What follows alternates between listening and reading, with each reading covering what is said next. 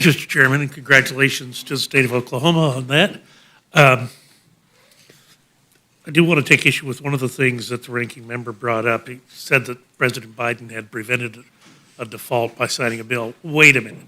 President Biden pushed a default on the American people by not speaking to our speaker, leaders in the Senate for months until the House actually passed a bill, the Limit, Save, and Grow Act. Otherwise, I submit that the president would have been happy to see us go past the X date and allow his Secretary of the Treasury, who's already graphically demonstrated her incompetence time and again, but then allow her to decide what bills get paid and what bills do not. Some of us on this side felt that that was not a good trajectory, and so the bill was passed that eliminated the debt limit, at least for a time. But honestly, to say that President Biden prevented a default is revisionist history at its absolute worst. Mr. Klein, let me just ask you, if nothing happens, when does this rule begin to affect your constituents and my constituents? I would answer, gentlemen, that this rule would go into effect very soon, but there is a grace period. It is a short grace period, but within the year, millions of Americans would be made felons. So the people who are calling our offices concerned that if something is not done to stop this rule, they will become, by executive fiat or by virtue of what the agency has done, they will be on the wrong side of the law. That's correct. There is a reason we have a legislative branch, and I thank you for reminding us that the legislative branch is, in fact, an important partner in our division of powers in this country. More power given to the administration, to the agencies, is not moving us in the proper direction. That we're in the people's house for a reason. We need to do the people's business. So thank you, Mr. Chairman. I'll yield back. Happy Thursday, friends. Is this legislation going to be passed? A proposed bill has been gaining support from progressive lawmakers. This plan would directly send out $1,200 checks to many families. But some economists say this will only boost inflation in the United States.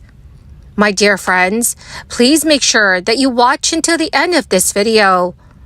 Also, to say thank you for being part of this community. Tomorrow, I will be announcing several winners for the Walmart gift card giveaway. If you'd like to enter these weekly giveaway, friends, please make sure that you click and like several of my videos, and then comment below the keyword of each video that you watch. The more videos that you watch and then comment on, friends, the greater your chances of winning the weekly giveaways. Now, friends, it is possible that lawmakers in Congress will approve new relief for Americans. Democratic Representative Ilhan Omar is backing legislation that would give families payments of $1,200 once a month over the course of 5 years. The legislation that Omar recently voiced her support for is the Sending Unconditional Payments to People Overcoming Resistance to Triumph Act, also known as the Support Act. This plan would also pay out $600 per month for every child over the next 5 years. Omar argued that legislation from Minnesota could be used as a model for financial assistance for families. Ilhan Omar's legislation is likely inspired by legislation from her state, in which Minnesota families earning less than $50,000 a year will be given $1,000 per child through the state child tax credit. These payments would be provided to the families regardless of their tax liability. Other legislation that Omar is supporting is the End Child Poverty Act, which would replace both the child tax credit and the child provisions in the Earned Income Tax Credit, with monthly payments of $393 per child. Once the legislation is passed, The payments would be available to any family, regardless of their level of income, and children would be automatically enrolled into the program at birth. Along with Omar, the End Child Poverty Act is supported by fellow Democratic representatives Rashida Tlaib and Jesus Garcia. Omar's support for both the End Child Poverty Act and the Support Act come in the wake of the expanded child tax credit, returning to its original value. Under the expansion, the credit gave taxpayers who filed their taxes for the 2020 and 2021 tax years $3,600 for children 5 and under. It provided $3,000 for children ages 6 to 17. However, Republicans have already shown opposition towards approving new federal relief payments. Some have noted that would only worsen the economy. So friends, what are your thoughts on this? Do you think that increasing the child tax credit would worsen the U.S. economy? Please let me know what your thoughts are in the comments section below. President Biden's Education Department is moving ahead with its plans to give student loan borrowers a smooth transition back into repayment this fall. This Thursday, Politico first reported that the department in recent weeks has finalized its plan to implement a 3-month grace period after payments resume in October for any missed payments. This is something the department has been working on as early as 2021. It is known as a safety net period, in which borrowers who fall behind on payments within the first 90 days of repayment would immediately be placed on forbearance and would not experience negative credit reporting.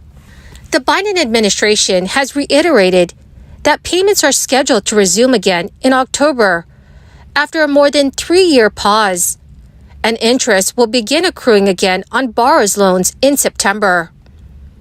And another extension is not in the cards, as a debt ceiling bill that Biden recently signed into law codified the end of the payment pause. While it left the door open for another extension in the event of another national emergency, the president cannot implement further relief in connection with the crisis.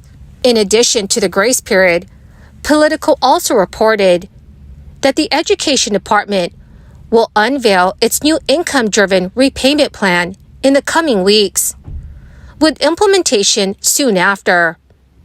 The plan would cut undergraduate monthly payments in half, which the department recently coined as the most affordable repayment plan ever. In light of the new report, top Republican on the House Education Committee, Virginia Foxx, said in a recent statement that the debt ceiling bill was clear that the department needed to restart the repayment of federal student loans. This deferment proposal is not that. Virginia Foxx joined Senator Bill Cassidy, the top Republican on the Senate Education Committee, in sending a letter to Education Secretary Miguel Cardona asking for tangible proof on its strategy to resume repayment. Amid the repayment debate, the most pressing issue for borrowers right now is whether the Supreme Court will uphold Biden's broad student loan forgiveness. The High Court will issue its decision on the relief, and Democratic lawmakers want to ensure that whatever the justices decide, student loan borrowers will get relief one way or another. So dear friends, what do you think will happen to student loans? Please let me know what your thoughts are in the comments section below. Well, my amazing and most awesome friends, that is the end of my daily stimulus update video for this Thursday. My dear friends, thank you so very much for joining me here and for being part of this community. To say thank you and to show my appreciation, I will be announcing several winners tomorrow for the Walmart gift card giveaway. If you'd like to enter the weekly giveaway, friends, please click and like several of my videos and then comment below the keyword of each video that you watch. The more videos that you comment on, friends, the greater your chances of winning the giveaways. Thank you and have a wonderful and very blessed Thursday.